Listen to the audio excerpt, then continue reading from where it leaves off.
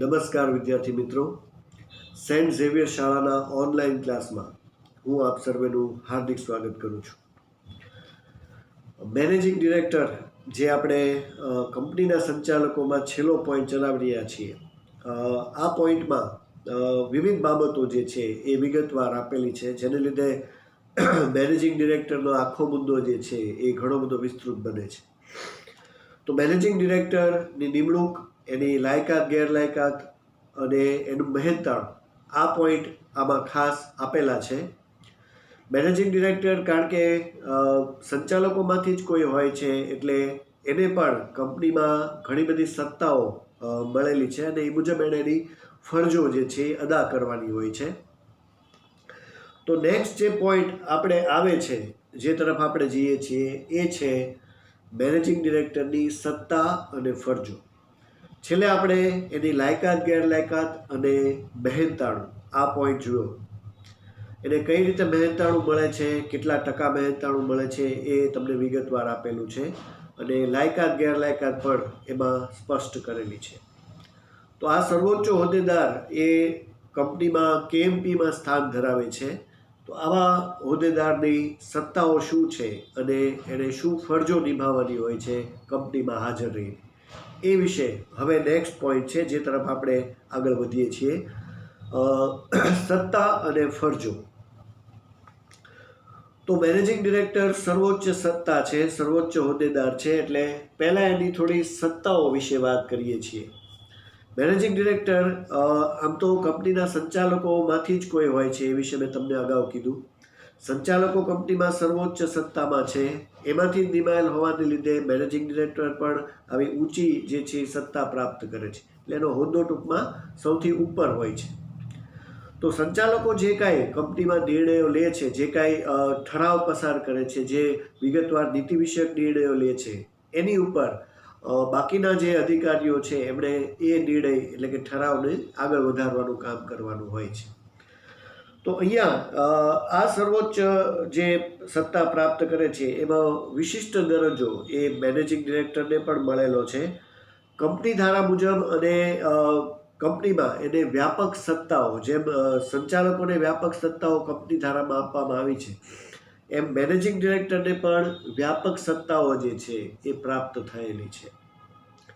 આ સત્તાઓના અનુસંધાને એક બાબત એક ખાસ છે કે આ સત્તાઓ એને ક્યાંથી મળે છે. તો ખાસ કરીને આ સત્તાઓ એને આવેદનપત્ર, નિયમનપત્ર માંથી તો મળે જ છે, જે સંચાલકોને પણ મળતી સત્તાઓ છે. પણ સંચાલકોમાંથી જ કોઈ હોય છે, એટલે એમને સામાન્ય સભાનો ઠરાવ પસાર કરીને પણ એમાં સત્તાઓ જે છે એને નક્કી કરી શકાય છે.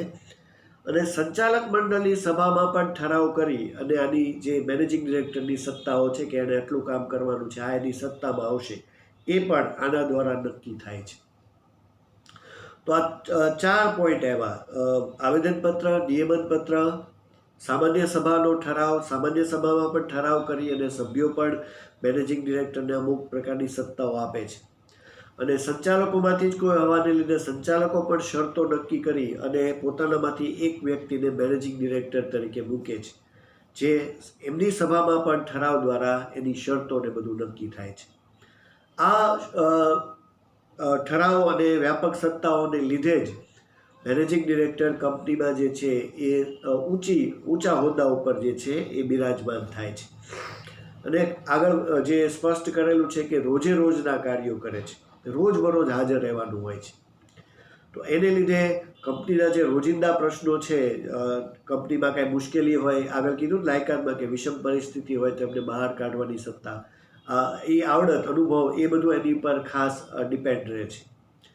કારણ કે સંચાલકો તો રોજે રોજ નથી આવતા, પણ મેનેજિંગ ડિરેક્ટરને તો રોજબરોજના કાર્ય કરવાના હોય છે અને રોજે રોજ ઘણી બધી મુશ્કેલીઓ જે છે આવી શકતી હોય છે.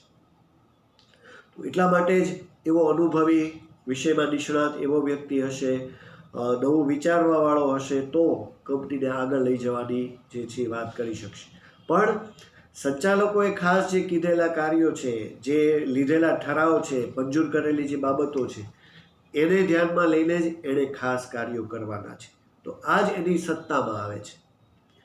તો એ બાબતે એક થોડોક અપવાદરૂપ પણ જે નેક્સ્ટ પેજ ઉપર તમને આપ્યું છે એ ખાસ છે કે સંચાલક મંડળ મૂળ મેનેજિંગ ડિરેક્ટર પાસે જે પોતાની સત્તાઓ છે એ સીધી નથી, કારણ કે એને સત્તાઓ આપવામાં આવે છે.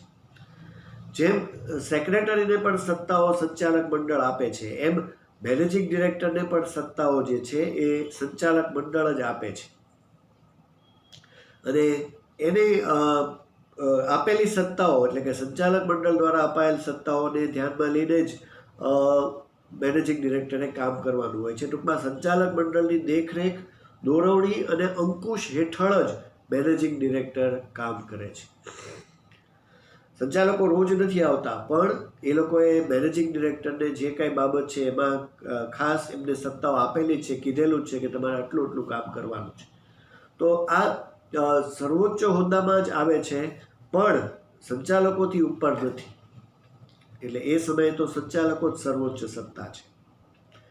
એવું એટલા માટે કીધું છે કારણ કે નેક્સ્ટ એવું કહે છે કે મેનેજિંગ ડિરેક્ટર સર્વોચ્ચ હોવા છતાં પણ સંચાલક મંડળે સોંપેલી સત્તા વિના અમુક કાર્યો તો એ પોતે પણ નથી કરી શકતો. જેમ કે સત્તા વિના કોઈ પણ દસ્તાવેજ ઉપર સહી નથી કરી શકતો. બરાબર, આ એની સીધી સત્તા નથી. એને જે ડોક્યુમેન્ટમાં સહી કરવાના છે, જેમાં સંચાલક મંડળે સત્તા આપેલી છે, એમાં જ એ સહી કરી શકશે. આમ કોઈ પણ ડોક્યુમેન્ટમાં સહી કરવાની સત્તા એ સીધી એને નથી. એટલે એ સમયે એવું કહી શકાય કે એ આધીન છે. જેમ આપણે સંચાલકોની સત્તામાં જોયું હતું કે અમુક બાબતમાં એ શેરધારકોને આધીન છે, જેમાં એમણે શેરધારકોની મંજૂરી લેવી પડે છે, કારણ કે એ માલિકો છે. તો સેમ વે અહીંયા પણ એવું જ કહેવા માંગે છે કે મેનેજિંગ ડિરેક્ટર એકચ્યુઅલી સંચાલકોમાંથી જ કોઈ હોય છે. એટલે સંચાલકો જે કાંઈ એમને અંકુશમાં રાખશે, એમની દેખરેખ કરશે, એમની દોરવણી આપશે, એ મુજબ જ એણે પોતાની સત્તા નિભાવવાની છે. તો જો સંચાલક મંડળે મંજૂરી ન આપી હોય તો એ કોઈ પણ દસ્તાવેજમાં સહી ન કરી શકે કે કંપનીની મહોર પણ, સામાન્ય મહોરનો પણ ઉપયોગ કરી શકતો નથી, ક્યાંય લગાવી શકતો નથી.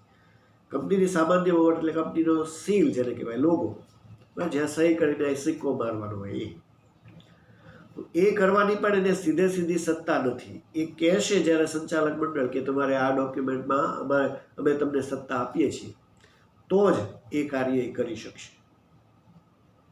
ટૂંકમાં એવું તો કહી શકાશે કે આધીન તો છે જ તે. બરાબર, તો આ એની સત્તાઓ. અહીંયા સત્તાઓને અલગ અલગ પોઈન્ટની રીતે નથી ડિસ્ક્રાઇબ કરેલી, પણ બે પેરેગ્રાફની રીતે. પણ પહેલો પેરેગ્રાફ એવો કહે છે કે વ્યાપક સત્તાઓ તો છે જ તે, પણ એ આધીન પણ છે. બીજા પેરેગ્રાફમાં એવું કહે છે કે સંચાલક મંડળને આધીન છે. અને આ બે પોઈન્ટ એવું કહે છે કે મંજૂરી વગર એ અમુક કાર્યો નથી કરી શકતા. પણ ઊંચા હોદ્દા ઉપર તો જે કંપનીમાં હોય છે એમાં આવે જ છે મેનેજિંગ ડિરેક્ટર. તો આ થઈ મેનેજિંગ ડિરેક્ટરની વિવિધ સત્તાઓ વિશેની વાત. હવે એની ફરજો જે છે એ આપેલી છે. ફરજોમાં જે કીધેલું છે એ આપણે સમજી લઈએ, કારણ કે એ આપણે નેક્સ્ટ લેક્ચરમાં એને વિગતવાર સમજશું, કારણ કે એ બહુ વિસ્તૃત મુદ્દો છે, એટલે આપણે એને નેક્સ્ટમાં સમજશું. એની ફરજોમાં એવું કીધું છે કે મેનેજિંગ ડિરેક્ટર પણ ડિરેક્ટર જ કહેવાય છે, કારણ કે ડિરેક્ટરમાંથી જ છે. તો એની ફરજો, જે ડિરેક્ટરની જે ફરજો જે તમારે એકચ્યુઅલી કોર્સમાંથી બાદ થઈ ગઈ છે આ વર્ષમાં, જે આગળ પેજ ઉપર આપેલી જ છે, સંચાલકોની ફરજો. બરાબર, આ ફરજો, જવાબદારીમાંથી ફરજો જે છે એ બાદ થઈ ગઈ છે, જવાબદારી પણ નીકળી ગઈ છે. પણ કારણ કે મેનેજિંગ ડિરેક્ટરની ફરજ એ સંચાલકની ફરજ બે સરખું જ છે, તો એ જે ફરજો છે એ આપણે મેનેજિંગ ડિરેક્ટરની રીતે આગળ ફરીવાર જોશું. પણ એ વિગતવાર છે, એટલે આજના લેક્ચરમાં એ નથી જોતા, એ આપણે સીધી નેક્સ્ટ લેક્ચરમાં જોશું. પણ એ ટૂંકમાં એ ઇન્ક્લુડ થશે, ભલે પોઈન્ટમાં બાદ છે, પણ યાદ રાખજો કે આ મેનેજિંગ ડિરેક્ટરની પણ ફરજ છે, એટલે એને આપણે ફરીવાર યાદ રાખવા માટે એ રીત કરવાની છે, એ યાદ રાખવાની છે. બરાબર, તો એ ફરજો આપણે પછી જોશું. અત્યારે આપણે બંને વચ્ચે જે તફાવત છે એ જોઈ લઈએ છીએ આ લેક્ચરમાં. તો મેનેજિંગ ડિરેક્ટર અને ડિરેક્ટર એ બે વચ્ચે તફાવત છે, બંને એકબીજાથી ઘણી બધી રીતે જુદા છે. છતાં પણ છે તો બંને ડિરેક્ટર જ, તેવું જ કહેવાય છે. તો પણ બંને વચ્ચે જે છે એ તફાવત છે. તો એ શું તફાવત છે એ તમને આખો 9 મુદ્દામાં આપેલો છે. અને એ તફાવતને આપણે વિગતવાર સમજીએ છીએ. મેનેજિંગ ડિરેક્ટર અને ડિરેક્ટર વચ્ચેનો તફાવત. હંમેશા લગભગ તફાવતમાં મેં એવું કીધું છે કે પહેલાં અર્થ લખાતો હોય છે, પણ આમાં મેનેજિંગ ડિરેક્ટરનો અર્થ જે છે એ એક્ઝેક્ટ નથી આપેલો, એટલે આમાં જે મુદ્દો છે એ અર્થથી નહીં પણ અલગ મુદ્દાથી શરૂ થાય છે, જેમાં છે નિમણૂક. પહેલો પોઈન્ટ છે નિમણૂક. મેનેજિંગ ડિરેક્ટર અને ડિરેક્ટર વચ્ચે જે તફાવત છે એમાં નિમણૂક અંગે શું તફાવત પડે છે? તો મેનેજિંગ ડિરેક્ટરની નિમણૂક બોર્ડ ઓફ ડિરેક્ટર્સ કરે છે અને નિમણૂકની શરતો નક્કી કરે છે. બરાબર, જે આગળ નિમણૂક માટે જે જોગવાઈઓ આપેલી છે એમાં પણ બોર્ડ ઓફ ડિરેક્ટર્સનો ઉલ્લેખ છે. તો એ બંને વચ્ચેનો તફાવત કે પહેલું, બોર્ડ ઓફ ડિરેક્ટર્સ એમની નિમણૂક અને શરતો નક્કી કરશે, જ્યારે એની સામે ડિરેક્ટરની શરતો અને નિમણૂક માટે શું કીધેલું છે કે ડિરેક્ટરની નિમણૂક કંપનીની વાર્ષિક સામાન્ય સભામાં થાય છે, નિમણૂકની શરતો હોતી નથી. વાર્ષિક સામાન્ય સભા, આ જે આપણા રેગ્યુલર જે નિમાતા સંચાલક, આ બધા જે પ્રકારો છે એની રીતે નથી જોવાનું, સ્વતંત્ર ને એ રીતે. જે સૌથી પહેલાં કીધું હતું કે પ્રથમ સંચાલકો પછીના જે સંચાલકો નિમાય છે એ વાર્ષિક સામાન્ય સભામાં દર વર્ષે જેમ નિવૃત્ત થાય એ રીતે. તો આ પોઈન્ટને એ રીતે જે સંચાલકો છે એમ જોવાના છે. નોમિની ને વધારાના એવી બધી રીતે આ નથી કીધેલું. બરાબર, જે કંપનીમાં નિવૃત્તિ થતા રહે છે જે નિયમિત રીતે, એની રીતે આ પોઈન્ટ કીધેલો છે. અને એ લોકો વાર્ષિક સામાન્ય સભામાં જ નિમણૂક પામે છે, પણ એ સમયે એની કોઈ શરત હોતી નથી. જ્યારે મેનેજિંગ ડિરેક્ટરમાં શરતો સંચાલક મંડળની સભામાં નક્કી થાય છે, એટલે નિમણૂકથી બંને વચ્ચે તફાવત બની જશે. ત્યાર પછી બીજો તફાવત બને છે મુદ્દત બાબતે. મેનેજિંગ ડિરેક્ટરની નિમણૂક 5 વર્ષ માટે હોય છે. આગળ આપણે આ પોઈન્ટ આવી ગયો છે, અને તફાવતમાંથી પણ અમુક પ્રશ્નો એવા નીકળે છે જે તમને MCQ અને VSQની રીતે યાદ રાખવા પડે છે. બરાબર, તો યાદ રાખી શકાશે. તો અહીંયા પણ આ જવાબ આવી જાય છે. મેનેજિંગ ડિરેક્ટર 5 વર્ષની મુદ્દત માટે નિમણૂક પામે છે, જ્યારે એની સામે ડિરેક્ટર દર વર્ષે નિવૃત્ત થતા હોય છે. એટલે એ બંનેમાં પણ તફાવત બને છે. અમુક ડિરેક્ટર 1 વર્ષ પછી બીજા વર્ષે, ત્રીજા વર્ષે એમ નિવૃત્ત તો થતા જ રહે છે, એટલે ઓલો તો સળંગ 5 વર્ષ સુધી રહે છે, આ લોકો નિવૃત્ત થતા રહે છે. એ રીતે પણ મુદ્દતની રીતે પણ બંને વચ્ચે ડિફરન્સ છે. ત્યાર પછી સ્થાન, એવા તફાવત સાથે પોઈન્ટ આપેલો છે. મુદ્દાનું નામ છે સ્થાન. મેનેજિંગ ડિરેક્ટર એ ડિરેક્ટરમાંના જ એક હોય છે. જો મેં તમને પહેલાં પણ કીધું, જો અહીંયા તફાવત હંમેશા એટલે વ્યવસ્થિત કરવાનો કે એમાં અમુક એવી બાબતો હોય છે જે આગળ કદાચ થિયરીમાં પણ નથી હોતી. જેમ કે આ પોઈન્ટ મેં તમને કીધો હતો, પણ હજી સુધી આગળ ક્યાંય એવું સ્પષ્ટ નથી થયું કે એ ડિરેક્ટરમાંથી જ હોય છે. જ્યારે અહીંયા હવે તમને સ્પષ્ટ કરી દીધું છે કે મેનેજિંગ ડિરેક્ટરમાંથી જ કોઈ હોય છે. બરાબર, આ બંને પોઈન્ટનો ઉલ્લેખ 5.9 અને 5 જે મેનેજિંગ ડિરેક્ટર છે એનો તમારા કોર્સમાંથી બાદ થઈ ગયો હોય કે એવી રીતે ઉલ્લેખ નથી. એટલે આ બંને પોઈન્ટને આપણે અહીંયા લીધા છે, બરાબર, સમજવા માટે. કારણ કે રાખવાના કે ન રાખવાના એ કોઈ પણ બાબત એમાં સ્પષ્ટ કરેલી નથી. અને 5.9 જે છે એ બાબતે આપણે અત્યારે તફાવત સમજીએ છીએ. તો ખાસ એમાં ચેક કરવાનું. કદાચ આ તો આ વખતે પહેલી વાર છે, એટલે કોઈ કારણસર જો કાંઈ ભૂલ રહી જતી હોય તો તમે ધ્યાન પર દોરી શકો છો. 5.9 એ એની અંદર બતાવેલ નથી, હોય તો પણ આપણે ટૂંકમાં એને અત્યારે લઈએ છીએ. સ્થાન બાબતે આ કીધું કે મેનેજિંગ ડિરેક્ટરમાંથી જ કોઈ હોય છે અને રોજબરોજનો વહીવટ એ સંભાળે છે, જ્યારે એની સામે ડિરેક્ટર એ શેર હોલ્ડરોએ ચૂંટી કાઢેલા પ્રતિનિધિ છે. મેનેજિંગ ડિરેક્ટર જે છે એ ડિરેક્ટરમાંથી હોય છે, ડિરેક્ટર એ શેર ધારકોમાંથી કોઈ હોય છે, અને એ લોકો કંપનીના વહીવટીય કામ કરે છે. બરાબર, વહીવટ મેનેજમેન્ટને લગતા કામ કરે છે. તો આ રીતે પણ બંને વચ્ચે જે છે એ ડિફરન્સ પડે છે. ત્યાર પછી પોઈન્ટ આવે છે ફરજિયાતપણું. મેનેજિંગ ડિરેક્ટરની નિમણૂક ફરજિયાત નથી. જો આવો પણ આગળ ક્યાંય થિયરીમાં નથી. બરાબર, એની ફરજિયાત નથી. કોઈ કંપનીમાં મેનેજિંગ ડિરેક્ટર ન હોય તો કંપની ન ચાલી શકે એવું નથી. હા, એવું કીધું છે કે મેનેજિંગ ડિરેક્ટર ન હોય તો મેનેજર હોઈ શકે. બંને સેમ પોસ્ટ ઉપર કહેવાય છે, પણ મેનેજિંગ ડિરેક્ટર હોવા જોઈએ એવું સ્પષ્ટ નથી. એટલે એવું ન હોય મેનેજિંગ ડિરેક્ટર તો પણ ચાલે છે, જ્યારે ડિરેક્ટરની નિમણૂક ફરજિયાત છે. કંપનીમાં ડિરેક્ટર તો હોવા જ જોઈએ છે. બરાબર, તો આ બંને ફરજિયાતપણાથી પણ તફાવત બની જાય છે. આ બધા જે છે તમારે MCQ VSQની રીતે પણ યાદ રાખવાના છે કે કોની નિમણૂક ફરજિયાત નથી, બરાબર, મેનેજિંગ ડિરેક્ટર. તો આ રીતે પણ આપણે એને યાદ રાખી શકીએ છીએ. ત્યાર પછી 5મો પોઈન્ટ છે કામગીરીની રીતે તફાવત. મેનેજિંગ ડિરેક્ટર રોજબરોજની કામગીરી સંભાળે છે, બરાબર, રોજે રોજના જે કાર્યો કરે છે એ મેનેજિંગ ડિરેક્ટરનું કામ છે. અને બોર્ડ ઓફ ડિરેક્ટરે નક્કી કરેલી નીતિઓનો એ અમલ કરે છે. મેનેજિંગ ડિરેક્ટર અમલ કરવાનું કામ કરે છે, કારણ કે નીતિ વિષયક નિર્ણયો લેવાનું કામ સંચાલક મંડળ કરે છે. તો એના અનુસંધાને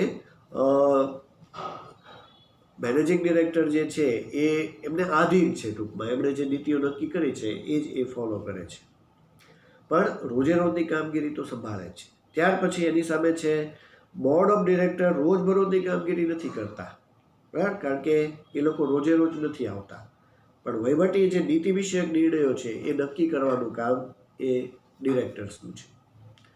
તો રોજે રોજ કોણ આવે છે? Managing director. જ્યારે ડિરેક્ટર રોજબરોજના કામ માટે હાજર નથી હોતા, એ તો સભા હોય કે સભાનું આયોજન હોય ને એમાં કંઈક નવી બાબતોનો નિર્ણય લેવાનો હોય તો જ આવે છે. એટલે એ રીતે પણ બંને વચ્ચે ડિફરન્સ છે. ત્યાર પછી નિયંત્રણનો તફાવત.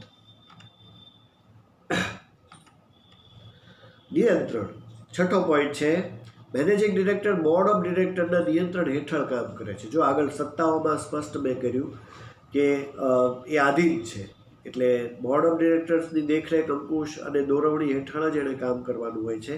તો એ મુજબ એના નિયંત્રણ હેઠળ જ હોય છે. જ્યારે બોર્ડ ઓફ ડિરેક્ટર સ્વતંત્ર છે.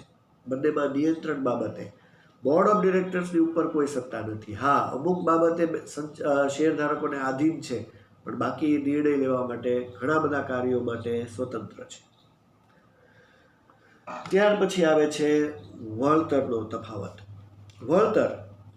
મેનેજિંગ ડિરેક્ટરને પદ ગુમાવવા બદલ વળતર મેળવવાનો હક છે. જો આગળ એ મહેનતાણાનો જે આપણે પોઈન્ટ સમજી ચૂક્યા છીએ એમાં એ સ્પષ્ટ કરેલું છે કે એને એના પદ ઉપરથી એ પદ જે ગુમાવે છે તો એ બદલ એને વળતર આપી શકાય છે, એટલે ટૂંકમાં એને પૈસા મળી શકે છે.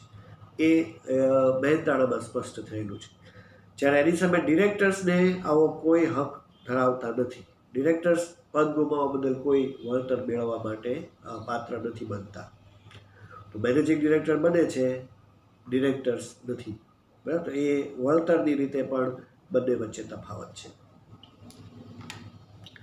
ત્યાર પછી એક સંખ્યા એવો તફાવત આપ્યો છે જેમાં A અને B એમાં 2 પોઈન્ટ પડેલા છે, બરાબર. તફાવતમાં મેનેજિંગ ડિરેક્ટર વધુમાં વધુ 2 કંપનીમાં, એ પોઈન્ટ એવું કહે છે કે એ 2 કંપનીમાં વધુમાં વધુ કાર્ય કરી શકે છે. તમને જે જોગવાઈઓ કંપની ધારાની આપી છે એમાં આ પોઈન્ટ આપેલો છે કે અલગ અલગ 2 કંપનીમાં વધુમાં વધુ કામગીરી કરી શકે છે. એટલે એ 2 અલગ અલગ કંપનીમાં મેનેજિંગ ડિરેક્ટર બની શકે છે.